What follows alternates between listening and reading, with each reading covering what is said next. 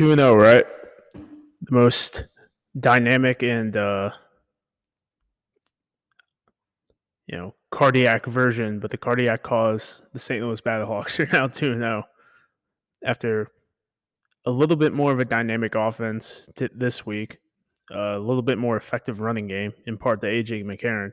St. Louis Battlehawks go to Lumen Field, beat Ben DiNucci and June Jones and Jim Haslett's led Seattle Sea Dragons for a victory. A couple key points we obviously want to break out.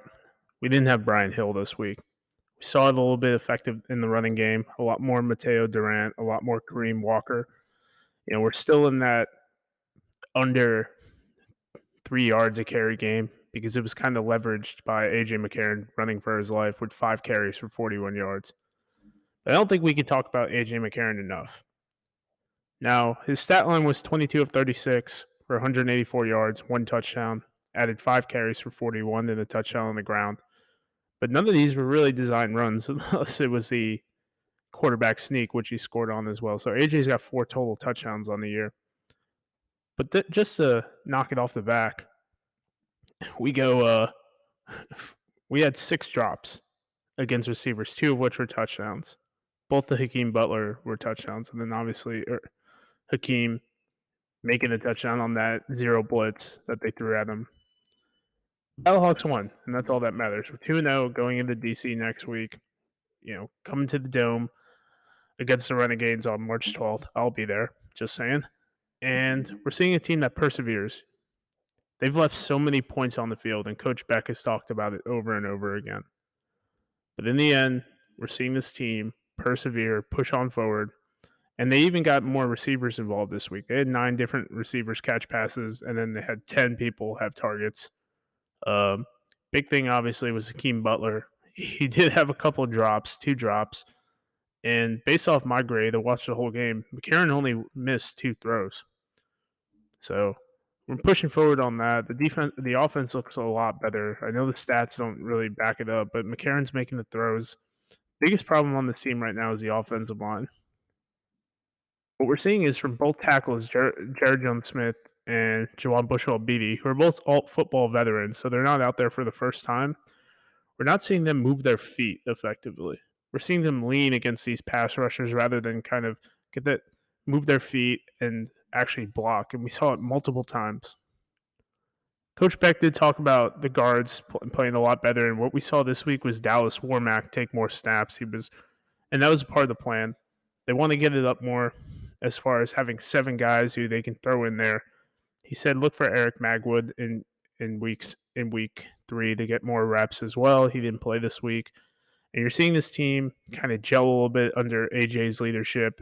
And it seems like they're going, I don't want to use the word off script, but opening it up, opening the playback a little bit up.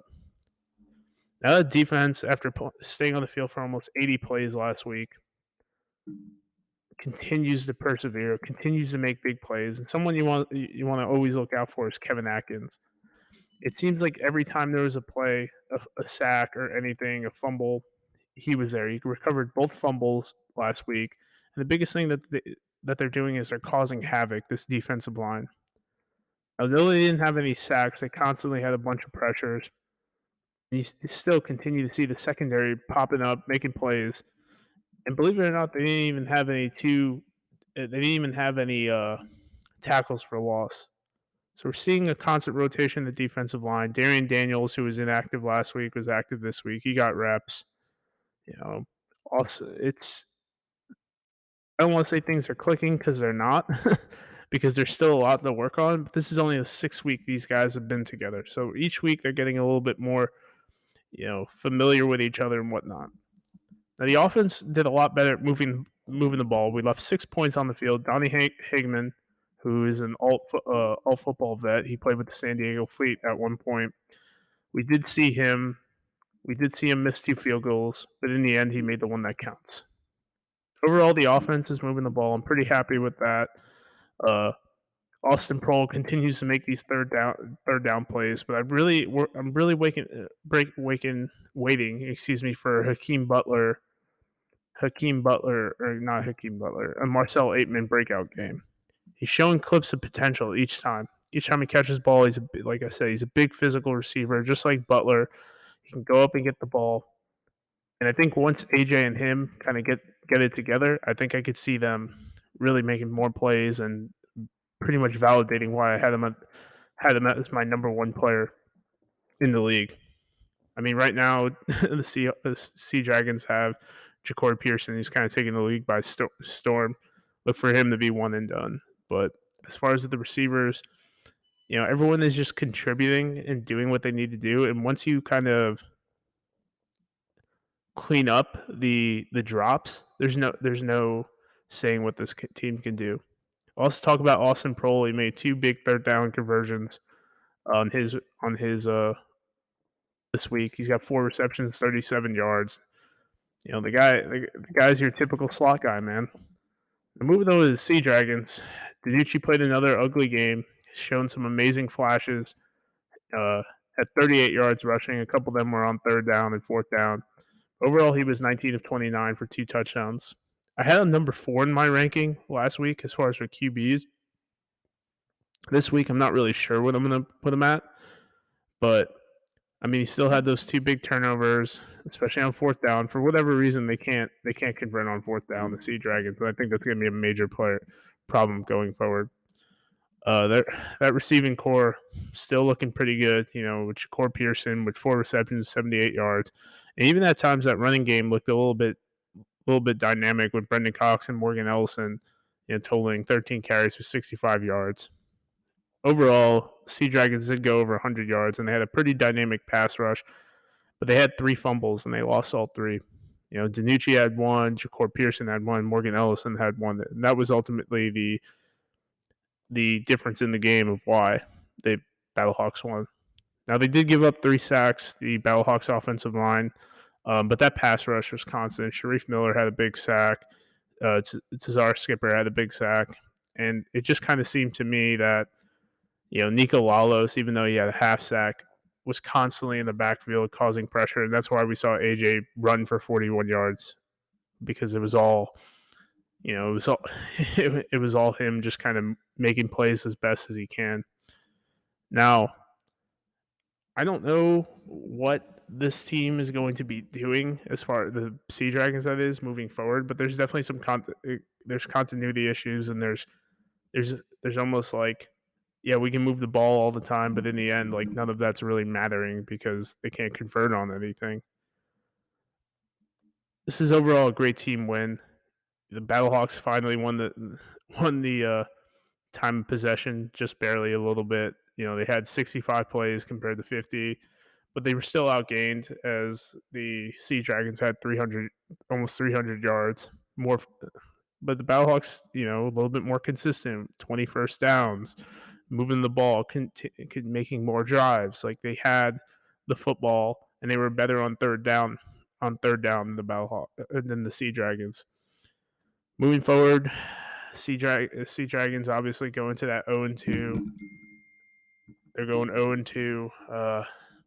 It's not the best position to be in, obviously, with everything going on, but I do like where they're moving forward, if that makes sense. Like, it's gonna click for them.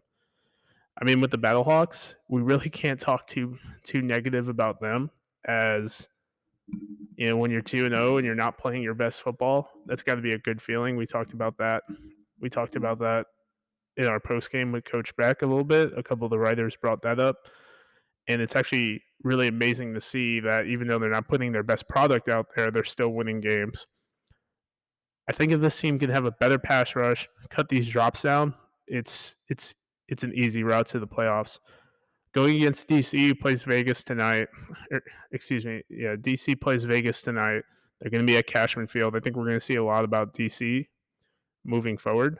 Jordan Teamu, who I had as my number 1 ranked quarterback, who needs to really put it up together. It seems like maybe De'Aaron King's going to get more reps, but this team hasn't showed anything, the DC defenders that is, that's going to really, prompt me into thinking, okay, this is the team to beat in the North, and the Battlehawks got them in week 3 on a longer rest period. So Coach Beck said, don't expect to see Brian Hill and Travis Feeney suit up for week 3. Great team win. know it's brief, but on the short week to come in here like this and just kind of stick it to the away team, or as the away team to the Sea Dragons, who are also starting to figure it out. Now the big thing in all football is we always see quarterbacks, offensive line takes a minute, but right now it's just Ben DiNucci and the Sea Dragons in general, just turnovers. They have 5 turnovers over the last few games. Battlehawks have 0. So as long as we're winning the turnover battle, I don't see how this team can lose. What we do need to do is clean up and cash in on those opportunities, because when we play the Renegades, who probably only going to improve with Bob Stoops, and we play the Roughnecks, who Brendan Silvers looks like he's going to be fighting McCarron for that top QB spot. None of it's really sustainable. But obviously, Battlehawks won. It was a great game. AJ is just putting it all out there. Donnie Hagman, good job in getting the opportunity to prove himself again. Battlehawks at 2 improved to 2-0. Sea Dragons at 0-2, 20-18 on that last second field goal by Donnie Hagman. Thank you guys for tuning in. I know it's a little quick video, but I just want to put out some content. Be doing a couple more videos this weekend, and I really appreciate you guys, coming in and watching, liking, and subscribing. Thanks, guys. Have a great day.